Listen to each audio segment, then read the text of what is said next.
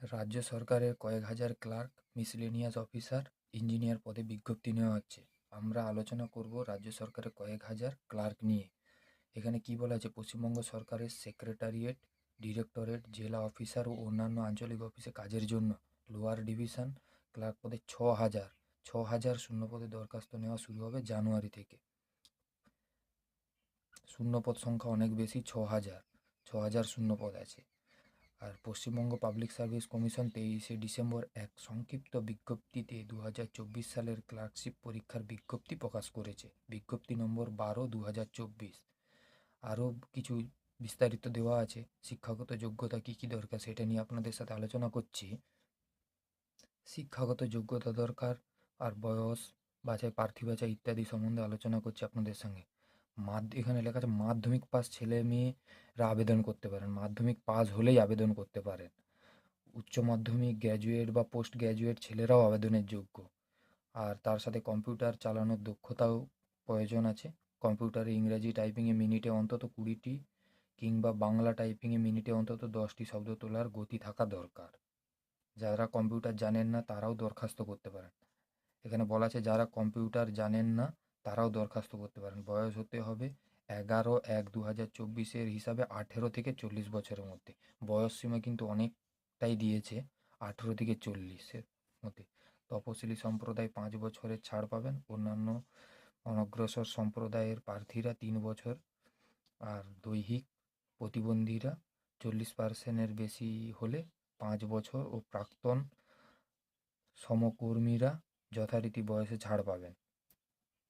পশ্চিমবঙ্গের বাইরে প্রার্থীরা জেনারেল কাস্টের প্রার্থী হিসাবে আবেদনের যোগ্য বা আবেদন করতে পারেন। যারা বাইরে থেকে আবেদন করবেন তারা হচ্ছে সব জেনারেল পোস্টেই আবেদন হবে। এখানে মাইনে দেওয়া আছে, মানে বেতনটা কত, 22,700 থেকে 58,500 টাকা। এখানে 22,700 থেকে 58,500 টাকা। শুরুতে মোট মাইনে প্রতি মাসে 27,130 টাকা। মাইনেটাও যথেষ্ট বেশি বা যথেষ্ট, 27,130 টাকা। প্রার্থী বাছাইয়ের পদ্ধতিটা হচ্ছে, প্রার্থী বাছাইয়ের পদ্ধতি হবে পাবলিক সার্ভিস কমিশনের মাধ্যমে 2024 সালের ক্লার্কশিপ পরীক্ষার মাধ্যমে। প্রথমে লিখিত পরীক্ষা হবে 2টি পার্টে। প্রথম পার্টে 100 নম্বরের 100টি অবজেক্টিভ মাল্টিপল চয়েস টাইপের প্রশ্ন হবে এইসব বিষয়ে। কী কী বিষয়ে প্রশ্ন হবে সেটা হচ্ছে এখানে বলে দিচ্ছি। ইংরেজি 30 নম্বরের থাকবে, জেনারেল স্টাডিজ 44 নম্বর, অ্যারিথমেটিক 30 নম্বর। সময় থাকবে 1.5 ঘন্টা। নেগেটিভ মার্কিং আছে, এটা মনে রাখবেন, পরীক্ষাতে নেগেটিভ মার্কিং আছে। প্রতিটি প্রশ্নের ভুল উত্তরের জন্য প্রাপ্ত নম্বর থেকে 0.25 নম্বর কাটা যাবে।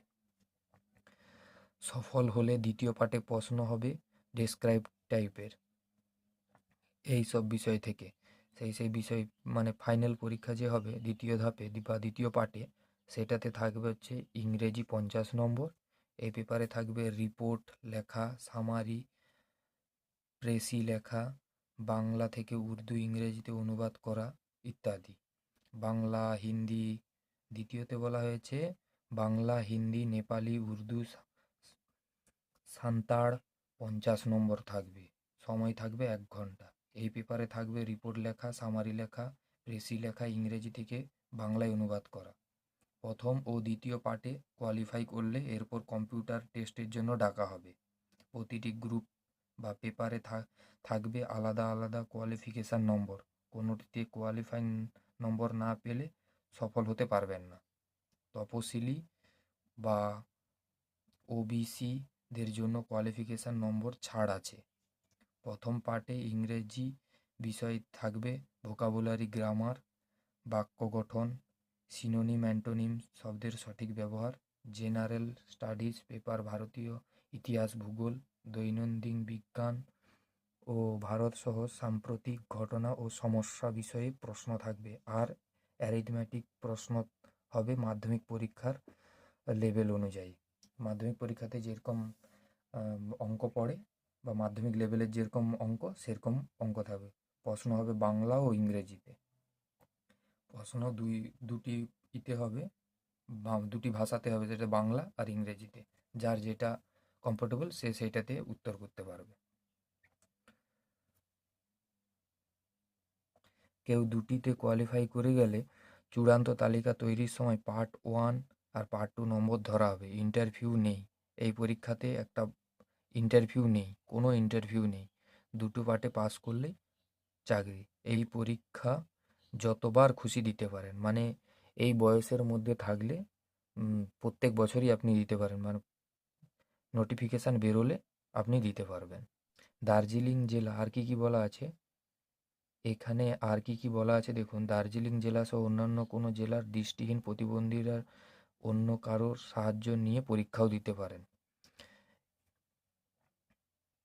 কলকাতা কেন্দ্রেও পরীক্ষা দিতে পারেন। দরখাস্ত শুধুমাত্র এখানে দরখাস্ত করা হবে। দরখাস্তের জন্য যে ওয়েবসাইটটা আছে সেই ওয়েবসাইটটা হচ্ছে wbpsc.gov.in।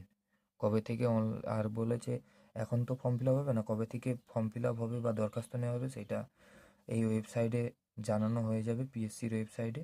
তখন ফর্ম ফিল আপের নোটিশ বেরোবে, তখন আবার আপনাদের কাছে ভিডিও নিয়ে আসবো। আজকের ভিডিও এই পর্যন্ত, দেখা হচ্ছে নেক্সট ভিডিওতে।